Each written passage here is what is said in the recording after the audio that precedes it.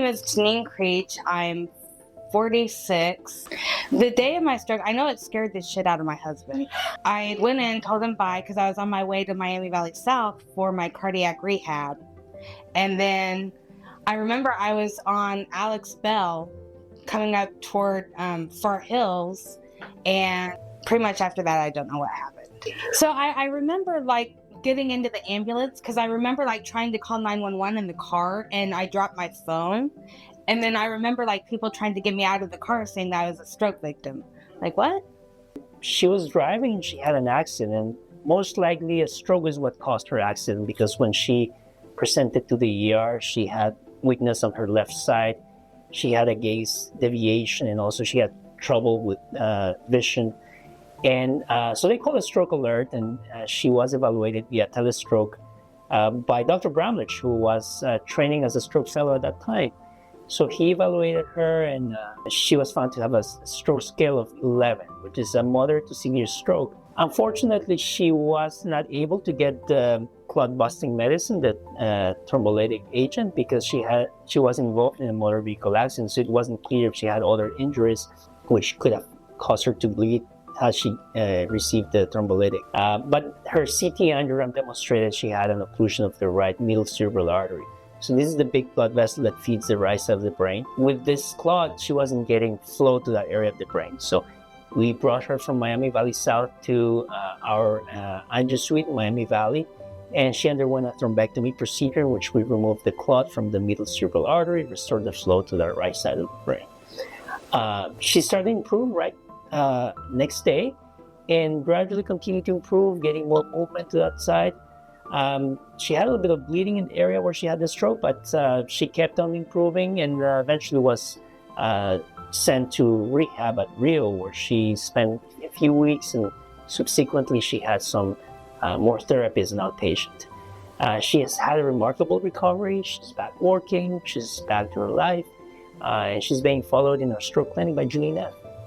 She was having some trouble with her arm, and she was in some mobility problems, and she was very concerned about returning to work someday. And I thought we could probably get her back to work, but it was going to take a little while. So she had just discharged from Rio and was getting ready to go to neuro outpatient therapy. She hadn't been there quite yet. So she was very emotional and upset, rightfully so, and we discussed a lot about depression after stroke, and that she needed to talk to her primary care, and that we don't want her to have depression after stroke, and it also decreases your motivation for therapy, so people don't do as well if they're depressed. Going to neuro rehab, like Kendra got mad at me because there was one session that was like really rough, which, you know, you're so focused on trying to get better that you can't really tell if you're like overdoing it. And so there was one session with Kendra where when I got in the car, like I just started crying. Like it was rough. And Kendra got mad. She's like, well, you got to tell me. Like, well, I didn't know. From where Jenene started to where she ended was remarkable. When she first came in, prior to the stroke, she had had a valve replacement. So on top of trying to recover her left arm from the stroke, she had a wound that had continuously been opening and was just really guarded, really painful with that left arm. Had no grip strength, no hand function, could move her shoulder a little, but again, it was really painful. And by the end, she was using her left arm pretty much functionally. She was able to reach overhead. She had grip strength. She was all the things that the first day she came in saying, I can't feed myself. I can't get dressed. I can't get bathed. I can't pull up my own pants. She was able to do by the end. So she made really, really remarkable progress. It was very difficult. Like I would say it's more mental than what it was physical.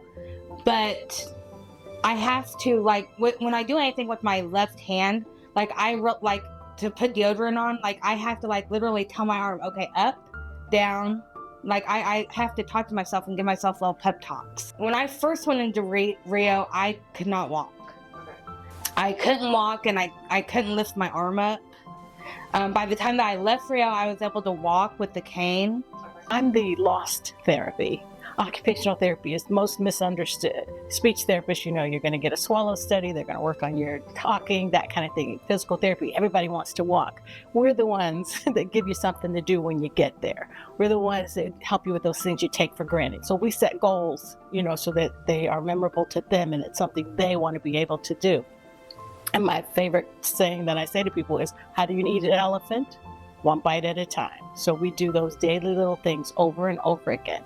And I just know that she was so much fun to work with because I'm very non-traditional, as you may have noticed.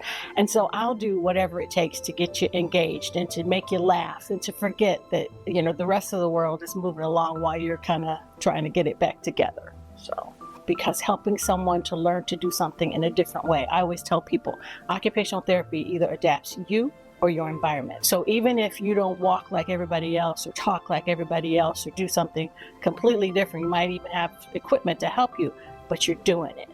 The hardest thing is to let someone struggle. I remember her husband used to come in and try and feed her. No, she has to do it and she will do it. And she did. I'm very grateful and I have come a long way. I still feel like I can progress. But it is very challenging and it does take a lot out of it. So this is actually quite funny. So the first time I flipped my husband off, my husband got teary-eyed because he was like, I have never been so happy to be flipped off in my entire life. I think when Jenene started, she was such a young woman. It was such a huge change in her health status and it was really scary because she had this heart surgery, she had a stroke, and it just felt like there was a lot going on. So at the beginning, it was a lot of support, helping her through learning to move again and being comfortable and not scared to move. I was extremely grateful to have Sheila as my PT counterpart because we were able to kind of help her through. Her walking was pretty good, so then Sheila was able to help me with her shoulder a little bit so she could do some walking, do some shoulder exercises before she got to me, and then be able to use her hand and arm a little bit more in an OT session. So that collaboration between PT and OT, I feel like was huge for Jenene, and we were talking all the time about that. And then be like, okay, Sheila said this, let's try this. And in Sheila's session, she would refer to what we were talking about. So it felt like we got a really good, well-rounded view of her as a team and were able to support her in the ways she needed to get back to life. She was physical therapy and occupational therapy. She didn't need speech therapy. Luckily, cognition and language was relatively intact, but when she started with us too, she wasn't able to drive, she wasn't able to work, and by the end of getting discharged, that's our ultimate goal in outpatient neuro rehab, is not just to get people a little better, it's to get them back to life.